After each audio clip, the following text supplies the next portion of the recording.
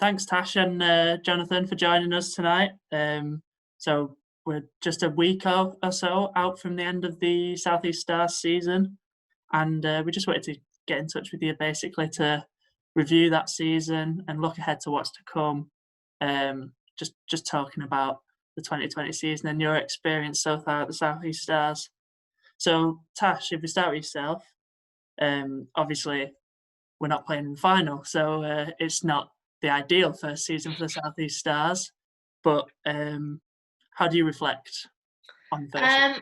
I think the main thing, it was just pretty incredible. We were able to get some cricket in, some competitive. Obviously, the first season of the new regional structure in, because if you asked 3 months ago, you didn't think anything was going to be happening. So first and foremost, I think it was pretty awesome to get around the girls and get the first season in. And then obviously from a performance point of view, it was disappointing how we went this season, obviously not making the final.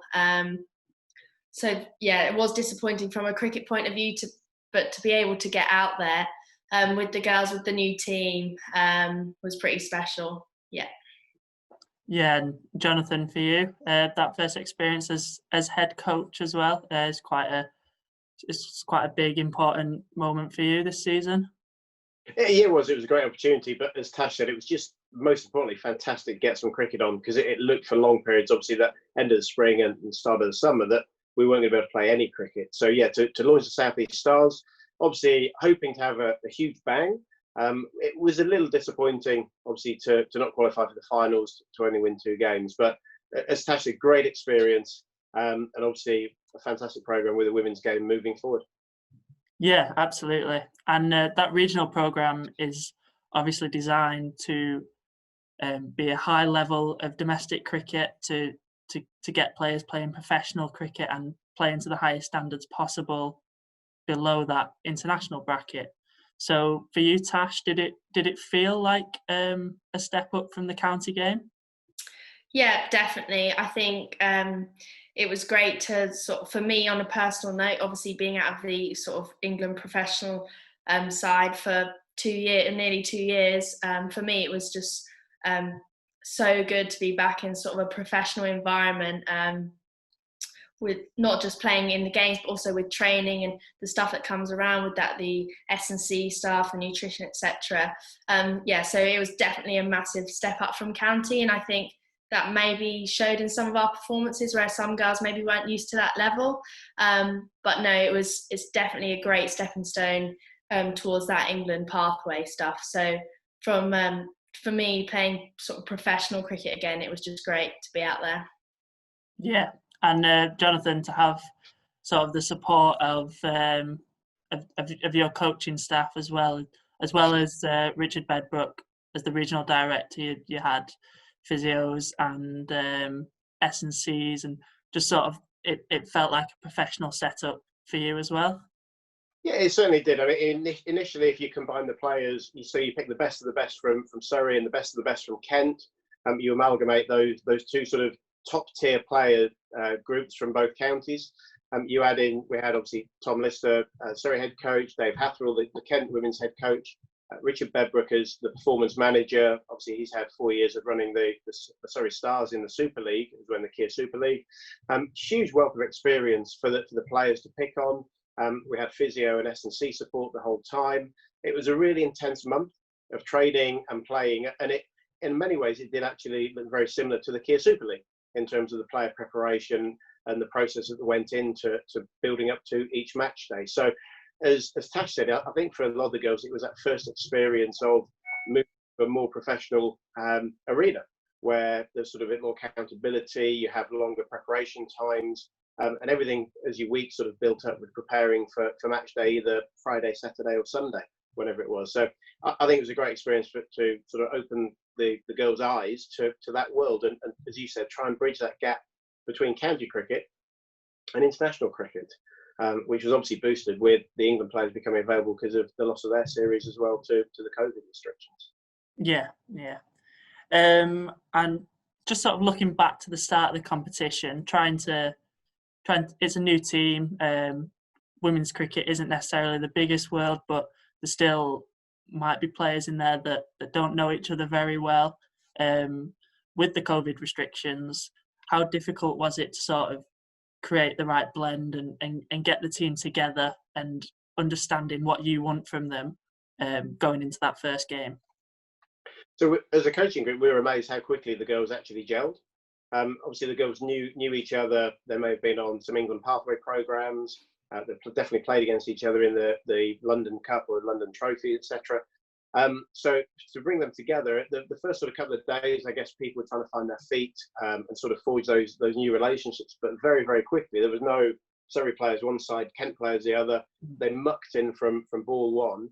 And by the end of the first week, by the time we were playing our first warm-up game, it was like they'd been together for years. It was fantastic to see. And it was great. It was great to see them sort of knowledge sharing and challenging each other as well. And I think it's one of the great thing about this, the regional programme is that it does pit those players against each other. There's real competition for places within that regional programme, which can only be a good thing. Yeah.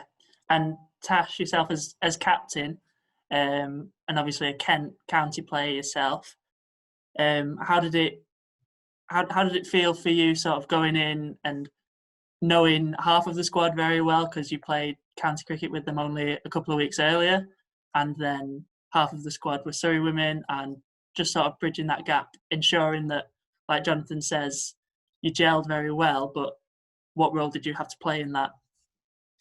Yeah, I think I was a bit worried about it before everything started because obviously I know the Kent girls so well, playing for Kent since I was 8, and I was a bit worried about how the Kent and the Surrey girls were going to gel. But as JB said, like from the first training session, everyone was just picking each other's brains, chatting, and the vibe often on the pitch was brilliant. So from my point of view, it was pretty easy. I didn't feel like it was forced. It was quite natural.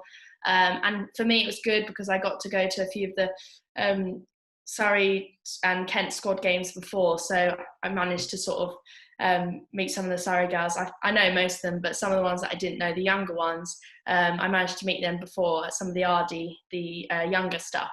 So for me, it was pretty easy. I didn't feel like I needed to sort of push anything in terms of gelling the squad together. And yeah, so it was great, and it just makes it really exciting going forward into this winter and obviously the seasons to come. We all get on so well, and then we just need to convert that in putting a few more performances together on the pitch. Yeah. As captain and obviously a bowler, you don't necessarily see that very much nowadays, a bowler leading a side, especially in white ball cricket. How did you manage to juggle sort of leading the side, but also thinking about you hitting your mark with the ball in hand? At the beginning, I was a bit worried because obviously most captains are normally batters, but I think I had some really good. I had obviously JB and Bedders helping me throughout, and I had some really good experienced players on the pitch, such as Hannah Jones, obviously Bryony Smith when she was available, Alice Davison Richards. So in terms of that, I had really good people around me, and yeah, at first I was a bit worried, but I really enjoyed it. Felt like I got stuck in, and from my point of view, I wanted to sort of lead from the front in terms of my performances with the ball. So I felt if I was able to do that, then hopefully the captaincy would just sort of flow from that. It was challenging at times, obviously, but yeah, no, I really enjoyed it, and I definitely learned a lot about myself and the team. So yeah, it was great. And Jonathan, one of the biggest positives that I'd guess from the tournament, the way it played out, was some of the younger players coming to the fore, likes of Alice Capsey and Chloe Brewer scoring big runs in that final match. How positive is that for you as you look ahead, thinking about what's to come, just those younger players already stepping up to the mark? Yeah, it's really easy to forget how young a lot of the players in the team were. Obviously, Alice Capsey is only 16, Chloe Brewer 18. Chloe, unfortunately, didn't get a huge amount of opportunity early in the tournament. Obviously, starting off as a 15-girl squad, you have your plans and you think, okay, where's our best 11 coming from here? Obviously, the amalgamation of the two different teams. And then 4 or 5 days before the first game, we get told by the ECB that you're getting 4 England girls back from the bubble there, which was fantastic. I mean, to have those girls come back in, obviously some of them are reasonably experienced international players, others trying to really break into that England team as well. To see them come back and the effort they put in to obviously their preparation and their play, for those younger girls being around that environment, that's just absolute gold dust. It really, really is, to see how those England players were going about things. And then obviously once they were removed and went back to the bubble, getting ready for the West Indies series, to see how some of those young girls really grabbed the opportunity. I mean, Alice is obviously incredibly exciting at 16. She played one of the best innings of the tournament from our team in the game against the Sunrisers. And then Chloe, when she stepped up in the last couple of games, scored a 40 and a 70, and actually finished top of the averages. For somebody who probably herself would have thought she would be very much on the periphery of the squad to start with, to grab the opportunity when it's presented, that's all we can ask for. But you look at the squad as a whole, the average age was incredibly young as well. It would have been around about 2021 or so. So that bodes really, really well for the future. And that was the same across all the teams, actually, the regional teams that played. The cricket on display wouldn't have really told the true story about how young and, I guess, inexperienced a lot of the squads were. So I think it bodes really, really good signs for women's cricket moving forward. Yeah, certainly. Moving forward, there's obviously a lot of uncertainty in the world at the moment. It's hard for anyone to really be able to forecast ahead to next summer and know what the world, what cricket, what sport as a whole will look like. But have you already started having those discussions about how you keep this momentum going over the winter? So keep the girls as a group and train so that you're ready to go again next summer. Yeah, we have obviously Richard Bedbrook's in charge of the regional programme. There's obviously been 4 new full-time professional girls employed in the regional programme. There may be others added to that further down the line. So those girls will be training full-time through the week, and then there'll be obviously other sessions put on for the rest of the regional squad, as and when they can fit around their other work or school and education commitments as well.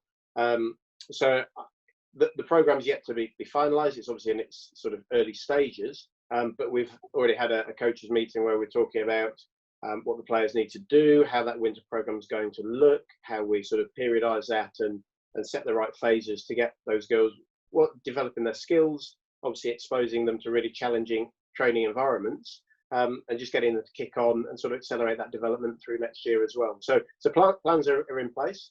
And as you say, it's really, really exciting time for women's game and the region itself. Yeah. So Tash, really to round up, this is a very exciting time for you because obviously since you've got your professional contract with the South East Stars, it's been the summer. So you're used to playing cricket a lot in the summer, and then maybe having to go away in the winter and fit cricket around the rest of your life. How exciting is it now this winter that you can focus on your skills, focus on your fitness, and make sure that next summer comes around and you are the best cricketer possible? Yeah, I mean, me and some of the girls were chatting just sort of 20 minutes after the game and saying, all right, when does winter training start now? We just want to get going. So, and we had some really honest chats after some of the games, and for the other girls as well, some of the girls who haven't been able to sort of train throughout the winter on a regular basis and get all that extra support, and especially from a fitness point of view as well, to get that is going to be awesome. And then from my point of view, yeah, I've sort of training sort of by myself for the last 2 years in the winter, so I'm just really excited to be around obviously the other fully time contracted players, and then obviously meeting up with the rest of the girls in regional squad training. So yeah, from my point of view, I kind of having a bit of time off now, and then have quite a clear idea on what I need to and what I want to work on to sort of push on next summer and put in some good performances and get my name back out there. So I'm very excited to sort of work with the squad throughout the winter and work on my game individually as well. Great. Well, thank you both, and best of luck. Cool. Thank you.